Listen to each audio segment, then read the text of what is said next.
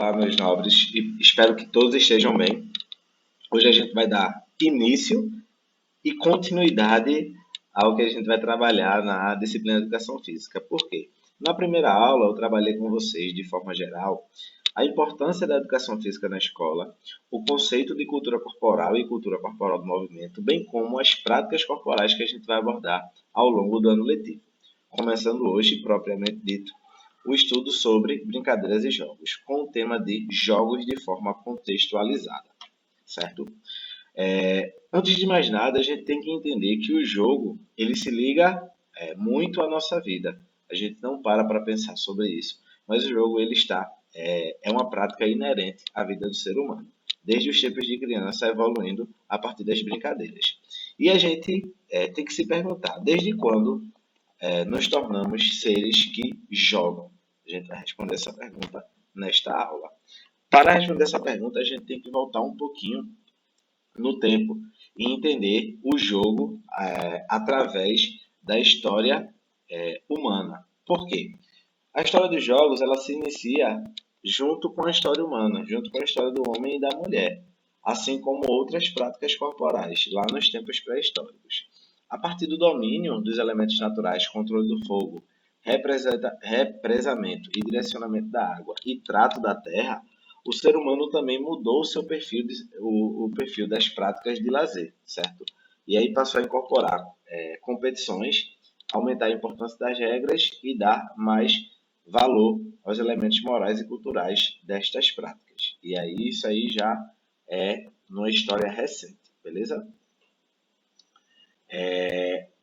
Na pré-história, os jogos se mostravam como forma de lazer e de representar atividades cotidianas, além de servir como instrumentos para passar herança cultural e conhecimento entre as gerações. A gente pode visualizar isso também nos jogos populares, que são jogos mais atuais, mais ligados ao nosso tempo de vida, que a gente também tem essa questão de passar a partir dos jogos informações de gerações para gerações, beleza?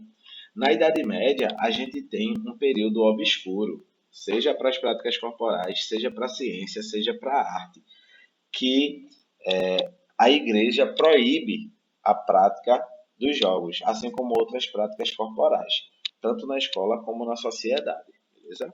Só que aí a gente vem com o Renascimento.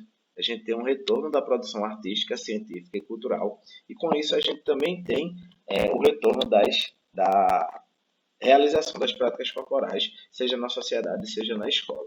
Nesse período, a gente vai ter uma participação lúdica e afetiva do aluno em seu processo de formação. Veja só, desde a Idade Média, a gente já tem o jogo servindo como ferramenta educacional, o jogo já presente na escola, mostrando a importância do jogo no processo de ensino-aprendizagem e desenvolvimento da socialização. Então, veja só, pessoal, já no Renascimento, a gente não tem mais o jogo pelo jogo em si, só a prática. A gente já tem outras questões ligadas ao jogo. E aqui a gente já tem a questão da educação. Na atualidade, o jogo apresenta várias funções. Instrumento educativo, como já foi abordado, meio de lazer, também como já foi abordado, meio de expressar sentimentos e emoções. Aqui a gente já vai ter uma nova roupagem para o jogo, certo? Através dos jogos a gente consegue canalizar essas questões dos sentimentos e das emoções. Nos dias atuais estamos vivendo um processo de gamificação, que nada mais é do que a utilização dos jogos eletrônicos como ferramenta educacional e facilitadora da construção do conhecimento, seja em âmbito escolar ou não. Veja só, pessoal, o processo de gamificação nada mais é do que uma readequação do jogo como ferramenta na educação. Porque, como eu falei para vocês, desde o Renascimento a gente já tem o jogo como ferramenta de educação. Porém, a gamificação ela se tornou um processo bem mais intenso. Por quê? Pela facilidade de prática dos jogos eletrônicos, bem como o avanço da tecnologia, certo? Os jogos e suas práticas nos espaços sociais. Que é isso, professor? Aqui a gente vai entender como os jogos se manifestam e em que locais esses jogos se manifestam, bem como o contexto que esses jogos apresentam hoje. E a gente vai abordar em 4 grandes grupos de jogos, que vão ser os jogos populares, jogos de salão, jogos esportivos e jogos eletrônicos /digitais. certo? E o que são espaços sociais, primeiramente? Espaço social é aquele espaço que é percebido entre os indivíduos que participam de um coletivo. É de natureza imaterial, mesmo sendo material. Refere-se aos vínculos que traçam as relações entre os indivíduos e a sociedade.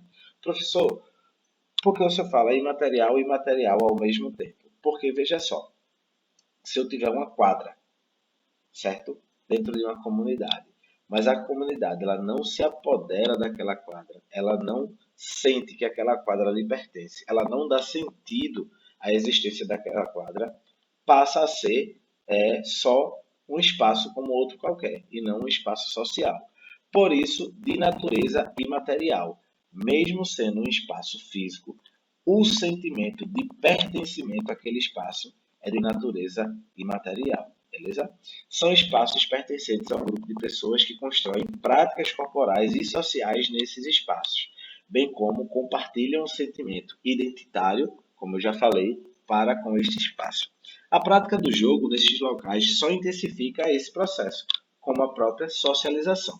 E os espaços sociais podem ser a escola, praças e parques, praias e rios, cachoeiras, certo? A rua da sua comunidade, shoppings, playtimes, lan houses ou qualquer espaço que tenha suporte para a prática dos jogos. E aí a gente já vai começar a abordar os jogos populares e a sua contextualização. Os jogos populares são jogos que fazem parte da cultura popular. Nesses jogos não existem regras fixas, elas podem ser criadas por seus participantes. E também são aqueles jogos conhecidos como jogos de rua ou tradicionais. São jogos que não precisam de materiais tão elaborados e, na maioria das vezes, a vivência e a prática do jogo está ligada à cultura popular, como já foi falado. Beleza? E a prática desses jogos, onde que é realizada? Geralmente na rua, juntando grupos de amigos para se divertirem através desses jogos, que mexem com o imaginário da cultura popular.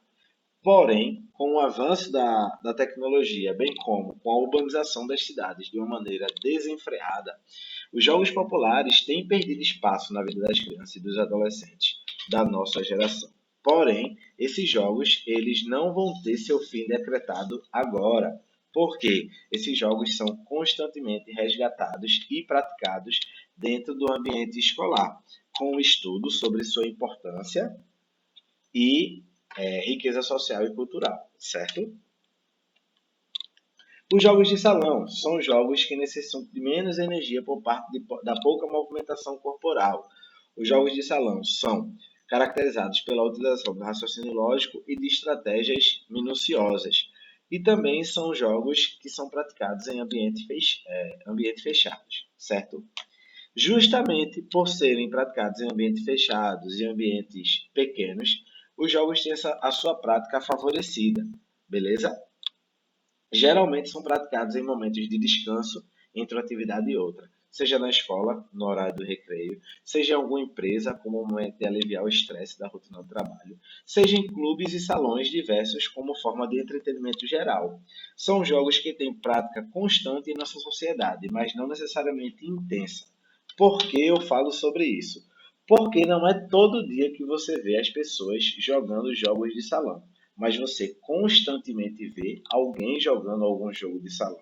Seja um velhinho na praça, seja colegas que se reúnem no final de semana e vão jogar dominó, jogar sinuca, beleza? Jogos esportivos e sua prática contextualizada. Esses jogos derivam, combinam ou facilitam o aprendizado dos esportes. Podem ser utilizados como ferramenta para o aprendizado do esporte em si, mas de uma maneira adaptada, menos complexa e com caráter lúdico e recreativo. Esses jogos, eles podem ser apresentados de duas formas, de uma forma derivada ou de uma forma combinada. A forma derivada dos jogos esportivos se originam a partir de um esporte propriamente dito, como ferramenta de aprendizagem ou adaptação daquele esporte. Exemplo, Zorrinha, que é um jogo que nasce a partir do futsal ou do futebol. Sete corte, que é um jogo que nasce a partir do voleibol. E o próprio queimado, que é um jogo que nasce a partir do handball. Já os combinados se originam a partir da junção e combinação de dois ou mais esportes, com o mesmo intuito do que o derivado. Como exemplo, temos torre ou bola ao capitão, que aí a gente vai ter a junção do handebol com o basquete. E o próprio futevôlei, que a gente vai ter uma junção do futebol com o vôlei. O futevôlei, ele cresceu tanto em sua prática que ele deixou de ser, ele pode ser entendido ainda como um jogo esportivo, mas hoje ele também pode ser entendido como um esporte em si. Contextualizar o espaço social que esses jogos ocorrem. Os jogos esportivos, eles são os que mais proporcionam momentos de tensão, alegria e socialização, beleza? Podem ser praticados nas comunidades, nas praças, nos parques, na praia, na escola ou em qualquer lugar amplo que comporte todos os participantes. São jogos que nunca caem em desuso. Você sempre vai ver alguém praticando algum jogo esportivo, pois sua prática se liga a sentimentos e situações de conflitos, que muitas vezes trazem a adrenalina para os seus participantes. Beleza? E aí eu tenho, como exemplo, nas imagens, o queimado, o vôlei sol, que é uma adaptação do voleibol, e os sete cortes, beleza? Jogos eletrônicos e digitais, ou digitais, e sua prática contextualizada. Os jogos eletrônicos vai ser uma atividade lúdica formada por ações e decisões limitadas por um conjunto de regras e por um universo, que no contexto desses jogos são regidos por um programa de computador, celular ou console. Não vou ler todo o conceito porque ele é um pouco abstrato, vamos dizer assim. A gente vai partir logo para os espaços sociais em que os jogos eletrônicos eles podem ocorrer, certo? Os jogos eletrônicos ou digitais vêm ganhando cada vez mais espaço por conta do avanço da tecnologia. Sua prática se liga a diversos espaços sociais, alguns simples e outros complexos, que necessitam de uma aparelhagem adequada para a sua realização. Hoje em dia temos duas vertentes dos jogos eletrônicos, que são torneios e campeonatos de grande porte, configurando até uma nova modalidade esportiva, que vai ser o e-sports, bem como o processo de gamificação, que é a utilização desses jogos como ferramenta educacional super potente para a nova geração de estudantes, como eu já falei anteriormente. E aqui a gente vai ter pelo menos quatro espaços sociais. A gente vai ter Lan House, a gente vai ter o próprio Playtime, a gente vai ter a nossa própria casa ou qualquer espaço em que a gente esteja conectado à internet e com o nosso celular. E aqui a gente vai ter também nossa casa, escola, a casa do colega, mas que a gente tenha um console, uma televisão e os controles para que a gente possa realizar a prática desse jogo. Beleza? Aqui algumas referências para que vocês possam aprofundar os estudos nessa aula que a gente teve hoje. E muito obrigado e até a próxima aula. Certo, pessoal? Cheiro em todos!